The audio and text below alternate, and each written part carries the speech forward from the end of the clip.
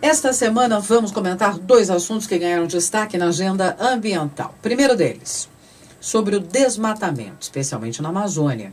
O futuro ministro do Meio Ambiente, Ricardo Salles, disse em entrevista à TV Globo News que pretende fazer um levantamento para qualificar o desmatamento, verificando se ele ocorre dentro dos 20% permitidos em propriedades rurais privadas ou se ele ocorre em terras públicas, reservas legais, reservas indígenas.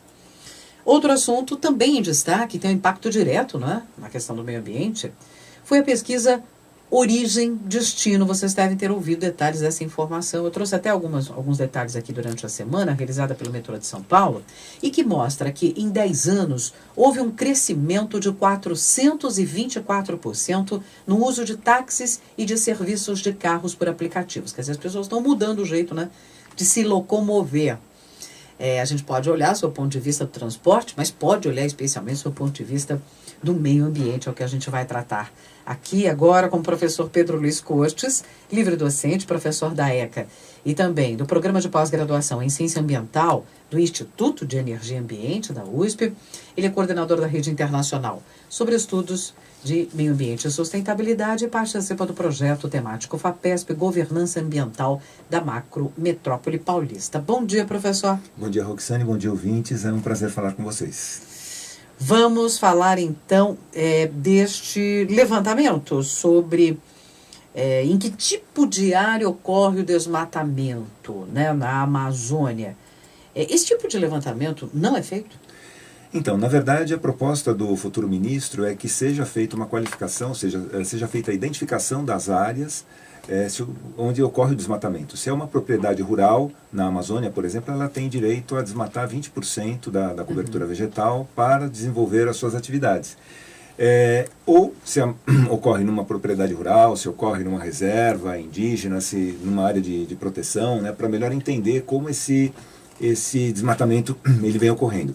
Mas, na verdade, isso já vem sendo feito, né? Em setembro deste ano, teve uma portaria do Ministério do Meio Ambiente, a portaria 373, que determinou, né, procedimentos para identificar as áreas desmatadas com autorização do órgão ambiental, ou seja, legalmente. Então, verificar se aquela área que foi identificada por satélite, se ela tem algum tipo de autorização, né, foi feito algum tipo de verificação ambiental preliminar que permitisse esse desmatamento. Ou seja, o que o futuro ministro ele pretende fazer já está sendo feito, né? Chegou um pouquinho tarde, assim, né? O Ministério do Meio Ambiente já se antecipou a isso, né? Desde setembro já vem procurando fazer. O problema é que a situação fundiária na Amazônia ela é por vezes muito complexa. Então, às vezes uma pessoa apresenta o título de propriedade de uma determinada área, mas isso vem sendo contestado às vezes por uma outra pessoa ou pelo governo, né? Porque você tem áreas que foram ocupadas há décadas e, em função disso, a pessoa acaba pleiteando o direito à posse daquela área e, às vezes, isso é contestado. Você tem disputa em áreas indígenas também. Enfim, a situação, em algumas áreas, ela é bastante complexa. Então, o simples levantamento da documentação, ela pode ser uma dificuldade muito, muito grande. Mas é uma demorado, inclusive. Exatamente, mas ela é uma iniciativa necessária porque isso vai ajudar a orientar melhor os trabalhos de campo. O que acontece? Quando o INPE faz o levantamento, ele passa isso para o Ministério do Meio Ambiente e o Ministério ele pode determinar que equipes se desloquem a campo para verificar o que está acontecendo, se for o caso, fazer a autuação. Nesse caso, se você tem uma identificação preliminar das áreas, isso pode facilitar, né, o tipo de ocupação que está sendo feito, a propriedade daquela área, isso vai facilitar, vai orientar melhor esses trabalhos de fiscalização. É importante lembrar que a multa ela não é feita exclusivamente por satélite, né? Não é, olhou pelo satélite, está ocorrendo desmatamento, vai lá e multa. Não, tem que uma equipe ir a campo, né, a um deslocamento para verificar em loco o que está acontecendo, né, tentar quantificar a área ou os danos, e aí sim... E identificar o responsável, porque alguém vai ter que pagar. Exatamente, alguém tem que pagar fazer o auto de infração. Então, é um instrumento que vem, é uma ação que vem ajudar o processo de fiscalização aí do desmatamento. Em relação ao segundo tópico que você mencionou, né, a pesquisa sobre deslocamento, né, realizada pelo metrô, né, a pesquisa Origem e Destino, uma informação interessante é que tem caído, ao longo dos últimos 10 anos, o transporte em ônibus e tem aumentado o deslocamento em metrô e trens metropolitanos, mas o crescimento maior foi no uso de táxi e automóveis por aplicativos. Ou seja, isso é um sintoma de que as pessoas não estão encontrando no transporte público de massa uma solução adequada para as suas necessidades e estão buscando, né, ou no táxi ou no aplicativo, um facilitador para esse deslocamento. Fica, né, que isso sirva de alerta para os governantes, né, no sentido de melhorar a qualidade do transporte público para que as pessoas não precisem recorrer tanto ao automóvel, seja o automóvel particular, seja o automóvel de serviço, como é o caso de um táxi, né, um aplicativo, o automóvel compartilhado. Ambientalmente, a melhor solução seria o transporte público de massa feito por metrô ou trens que utilizam matriz elétrica, porque boa parte da nossa matriz ela é de origem mais limpa. A gente tem um uso intensivo de termoelétricas, mas boa parte vem de hidroelétricas e o impacto relativo às emissões ele é menor. Mas o crescimento do metrô, a gente verifica que ele é muito lento em São Paulo, né? Não se tem uma malha suficiente para atender essa demanda.